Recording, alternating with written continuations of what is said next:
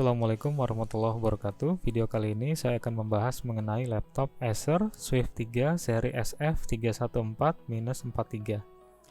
Oke, kita mulai dengan spesifikasi. Prosesornya menggunakan AMD Ryzen 5 5500U, 6 core, 12 thread. Kemudian VGA-nya dia menggunakan AMD Radeon. Memorinya share 512 MB. Kemudian memorinya dual channel LPDDR4X 16 GB.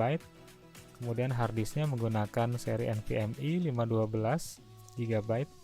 Kemudian layarnya sudah 100% sRGB dengan ukuran 1920 x 1080. Wirelessnya sudah menggunakan versi AX. Kemudian webcamnya menggunakan masih HD 1280 x 720. Kemudian baterainya ini menggunakan 3 sel dan 48 Wh. Kemudian sudah disertakan bonus Office Home and Student 2019. Oke, kita lanjutkan dengan unboxing. Di paket penjualan ada dua barang yang kita dapatkan, yaitu unit Acer-nya dan tas. Di sini saya mendapatkan tas sebagai bonus. Kemudian kita mulai dengan membuka kotak laptopnya. Oke, kita buka kotak laptopnya.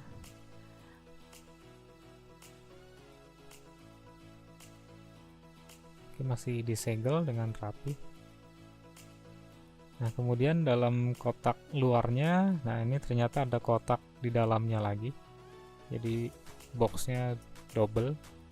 Oke, kita keluarkan box di dalamnya. Oke, kita buka kembali kotak yang kedua, box dalam. Box dalam juga masih disegel. Oke, nah di sini unit laptopnya. Oke, di sini ada buku panduan. Di sini ada buku panduan, kemudian ada setup guide untuk panduan cepat. Kemudian kita juga mendapatkan kartu garansi penjualan, dan tentu saja ini unit laptopnya. Oke, ini unit laptopnya dibungkus dengan rapi. Kita keluarkan. Oke, ini unit laptopnya. Dan selain itu kita dapat nanti charger. Oke, di paket penjualan ini ada charger, kemudian ada unit laptop, kartu garansi tadi dengan buku panduan dan quick setup. Kemudian kita juga dapat tas ya, bonus tas dalam paket penjualan. Oke, ini yang kita dapatkan. Kemudian ini unit laptopnya itu sendiri. Oke, kita coba lihat. Portnya di situ ada power, kemudian USB-C, HDMI, dan USB tipe A. Di belakangnya di situ ada lubang udara.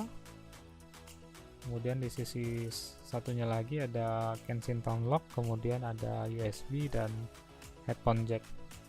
Oke, ini di sisi belakang. Materialnya menggunakan full aluminium, jadi terkesan premium, elegan. Oke, ini kita coba nyalakan setup awal. Jadi saya telah colok power. Oke, ini mulai setup Windows pertama kali.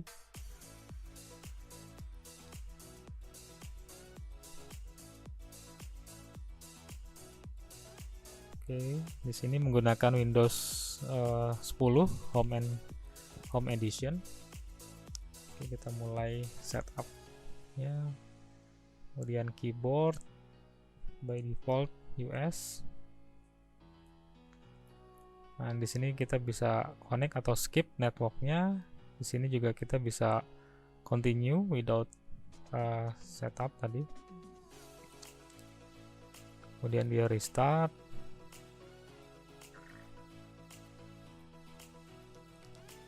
Oke, kita tunggu beberapa saat.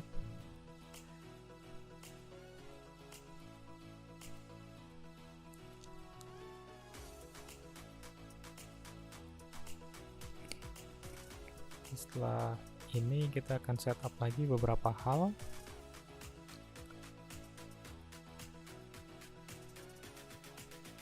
Oke, di sini ada license agreement, tentu saja kita accept, kemudian isikan username, kemudian passwordnya, dan nanti beberapa pertanyaan dan jawaban untuk challenge passwordnya. Jadi setelah ini ya security, kemudian kita bisa langsung registrasi fingerprint atau kita bisa skip. Untuk privasi di sini saya off-kan semuanya opsinya. Oke, saya off-kan, tidak ingin untuk meng-on-kan privasi, kemudian accept. Nah, di sini kita bisa create nanti user ID-nya untuk meregistrasi device-nya. Kita bisa next saja. Oke, ini kita bisa checklist ataupun unchecklist. Oke, kita next kembali. Oke, kita tunggu beberapa saat Windows-nya ready.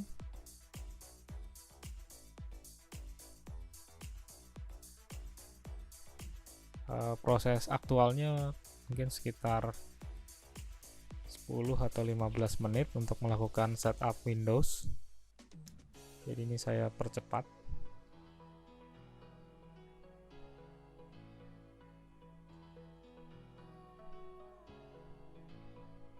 Mungkin nanti setelah Windows 11 keluar, ini bisa di-upgrade juga ke Windows 11. Oke, sebentar lagi setupnya selesai. Oke, setelah itu ya kita sudah masuk Windows-nya. Nah, di sini saya berikan komparasi perbedaan dengan seri ZBook yang telah saya punya. Oke, ini komparasi ukuran. Jadi yang sebelah kanan itu HP ZBook Firefly. Oke, sekarang kita lakukan benchmark sedikit dengan Cinebench R23. Nah, di sini kita dapatkan skornya 3 kali loop. Di situ cukup tinggi untuk skor dan dia bisa bertahan dengan stabil ya. Di single core-nya 1100-an, di multi core-nya 7000-an. Untuk Geekbench-nya ya, kita dapat di angka 1100 single core dan 5700 multi core, serta OpenCL-nya sekitar 13.800-an untuk Geekbench. Nah, untuk di benchmark-nya di sini agak lambat sebetulnya, standar. Rate-nya di 2300-an, di write-nya di 700 Mbps. Jadi disknya tidak terlalu istimewa, cukup. Nah, di paket penjualan juga disertakan Acer Care Center. Di sini untuk melakukan check up atau setting-setting untuk device Acer kita. Kemudian di sini juga disertakan AMD Radeon software, dan di sini kita bisa melakukan beberapa setting terkait dengan grafis dan ada beberapa mode untuk home, gaming atau performance. Oke, kesimpulannya untuk cons-nya opsi upgrade-nya terbatas, hanya bisa untuk NVMe. Kemudian mic-nya by default suaranya kecil, jadi kita perlu melakukan pengaturan awal. Kemudian tombol powernya terletak di kanan atas, nah itu sering terpencet saat kita bekerja. Kemudian tidak ada opsi micro SD atau SD card. Kemudian AC adaptornya belum bertipe Type-C. Kemudian kameranya tidak ada kamera privasi shutter untuk menutup kamera. Kemudian kecepatan NVMe-nya standar, tidak cepat. Kemudian share memori untuk VGA-nya juga tidak dapat diatur ya, di-adjust untuk ditingkatkan kapasitas memorinya. Untuk kesimpulan yang pro-nya, spesifikasinya mumpuni untuk harganya, untuk 6 core 12 thread dan dual channel 16 GB. Kemudian bobotnya ringan dan portable serta desainnya elegan. Kemudian dia sudah dilengkapi Windows Home plus Office Home and Student 2019. Kemudian untuk loginnya juga dilengkapi oleh fingerprint reader. Kemudian suaranya, speakernya cukup lantang ya, mumpuni, kita bisa atur preset suaranya. Kemudian layarnya oke untuk bekerja dan layarnya cerah.